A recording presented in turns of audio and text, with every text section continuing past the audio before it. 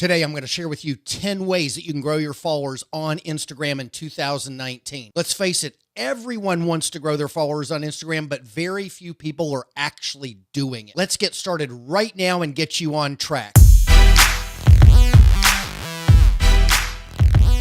Hey, I'm Todd.LIVE, and I'm all about helping entrepreneurs and small businesses get started in social media and video. I also do a lot of Instagram education. I've got a pretty successful Instagram account. I've also got a daily show called Grammar School, which is all about Instagram marketing for businesses and entrepreneurs. And of course, you can find this podcast on iTunes, Alexa, pretty much everywhere that you can download a podcast, you will find Grammar School. I create a lot of social media content, video, live video, all of the above for YouTube, Instagram, and LinkedIn. And I'm here on this channel to share with you how I go about doing it in a successful manner as an entrepreneur, as a small business. So if that's the kind of content you're looking for, be sure to hit the subscribe button and make sure that you hit the little bell. The bell will give you notifications and let you know when I have a new video come out or when I'm live. So today I'm here to share with you 10 ways to grow your following in 2019 on Instagram. There's tons of ways to help you grow your following, but these 10 ways are sure bets. First of all, Instagram is a community. There is good, there is bad, and there is ugly. Unfortunately, it's very difficult on Instagram to get noticed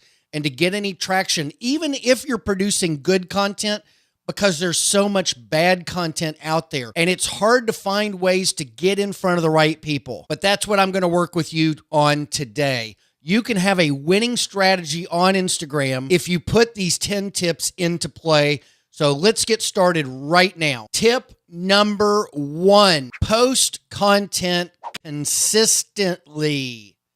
Consistently. It's a 4-syllable word. Generally speaking, I post content once a day on my Instagram feed. I post some stories every day, and I try to go live every day. But let's face it, that's not possible.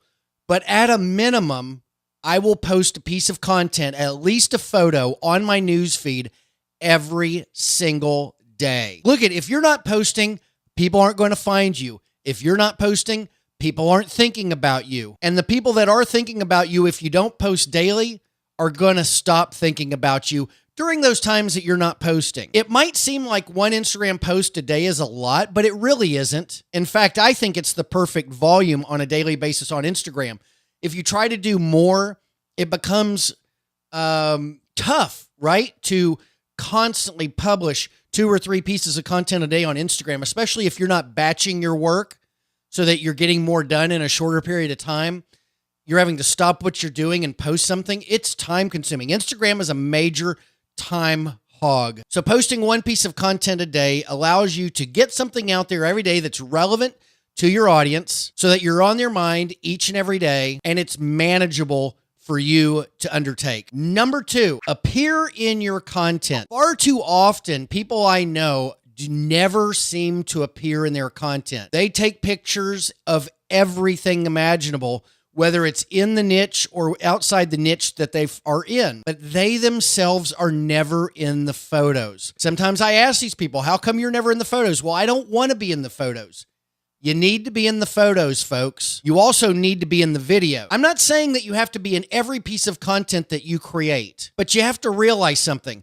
You're serving a niche market, whatever your niche may be. People initially are going to be interested in what you're producing because it serves the niche. But now they're going to want to know, once they start to follow you, they're going to want to know who it is behind the scenes. Who's the person that's creating the content that they're enjoying to consume? You need to be in there to make that personal connection, to build that relationship, to build an audience of friends instead of an audience of followers. Number 3, you need to smile in your pictures. This is a tough one for a lot of us. I'm a big introvert. I do not like smiling for the camera when I don't have something to smile about. If you catch me with a natural smile, I have a great smile. But when I have to pose with a smile, terrible smile. It's very tough for me. And I get it. A lot of you are going to feel that same way. Or you just prefer looking like the badass in your photo. No, no, no, no, no. You want to be smiling. People are attracted to happy people. People are attracted to people having fun.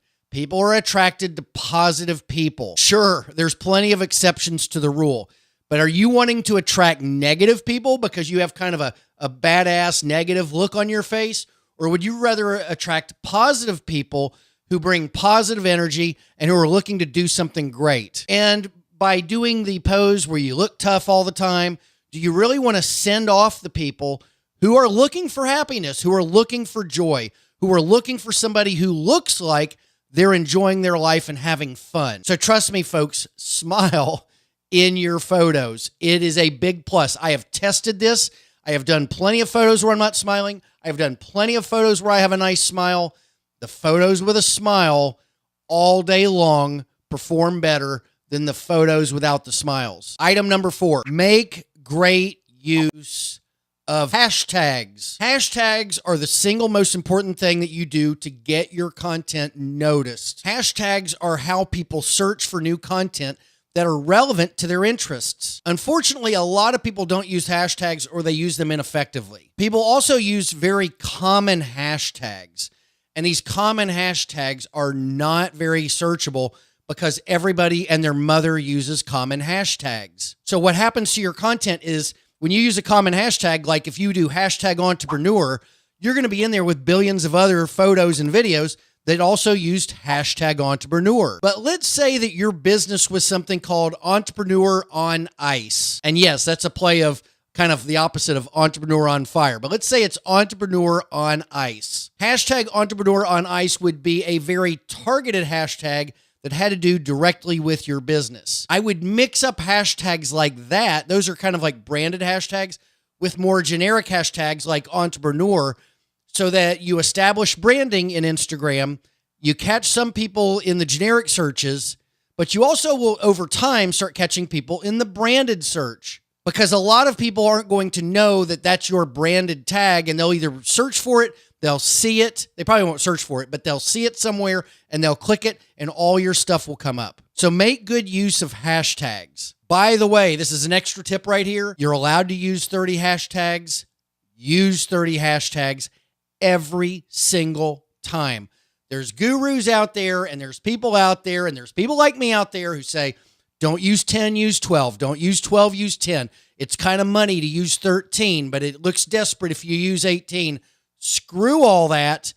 Use 30 every time. Number 5, make good use of storytelling. Where you tell your story, in addition to the photo or the video that you post, is in the caption. That's the comment that you leave when you post the picture. Posts that actually take what's in the picture and take the story further with an explanation, with some sort of analogy or comparison, do much better than pictures where you've got a picture of, say, a rose bush, and all you do is put rose bush. But if you put something like a picture of a rose bush, and then you go into a story about how you learned an important lesson in life when your grandmother taught you how to plant a rose bush, or that's the rose bush that you and your grandmother planted together, you're going to get a lot more mileage on that content because you actually wrote a story. Number 6, pay attention to your analytics. What are analytics? Analytics are the numbers behind the success of your post. Analytics are found all over Instagram, in various parts of Instagram. Pay attention to these numbers. If they're rising, things are going well.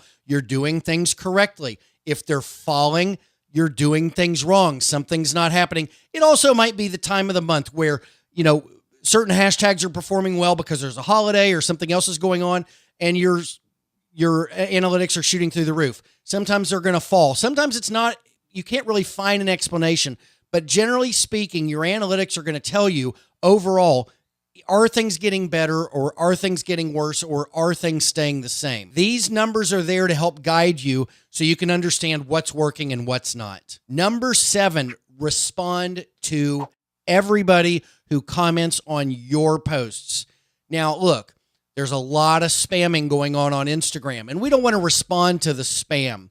But until you get a knack for spotting spam as opposed to genuine comments, comment on everything. But you want to respond to each and every person who takes a moment, a valuable moment, I might add, out of their day to respond to a piece of content that you've put online. The more meaningful that your response can be, the more in-depth and interesting and relevant to the comment that the person left, the better results you're going to get. And I also like to use what I call the 5-word rule on Instagram. Whenever I respond to somebody, almost always I try to leave at least a 5-word response rather than a 1-word response or a response that's just emoji. I do break that rule plenty. A lot of things that people leave on my content don't necessarily require a 5-word response, but I try my best to leave 5 words each and every time somebody leaves something on my content. And it works out beautifully. Number 8, comment on other people's content. Don't just post something and expect the world to come to you. Go out there and explore. Find people within your niche. If your niche, let's say you own a pizza shop, instead of just posting things about your pizza shop and just waiting for people to show up, go into like the local pizza community. I'm sure that you, with hashtag searches and geographical searches within Instagram, you can find action in the pizza world in your community and comment. You can comment even on your competitor's pizza. Like, that really looks like a good pie. I bet your customers love that. There's nothing wrong with that. It shows that you're human, that you're recognizing good work by somebody else in your town, even if it's a competitor, but it gets you out there and people will see that and will reward you accordingly for commenting on other people's content. Not only do you get the notice of the person who left the picture or the video, but you get notice of other people who are enjoying that picture and video, people who might be interested in seeing your content as well. And by the way, the 5-word rule applies here too. When you respond on other people's content, in fact, I think it might even be more important because you want to show them that you're not just botting and spamming around. You're actually being considerate and interested in their content and commenting on it. Number 9, respond to comments on other people's content. So think of it this way. Somebody posts a picture and leaves a caption.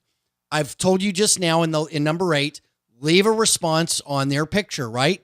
Comment on it. But then as other people start commenting on it, find somebody in that audience who said something interesting and comment directly to that person. There's a little word there that says reply.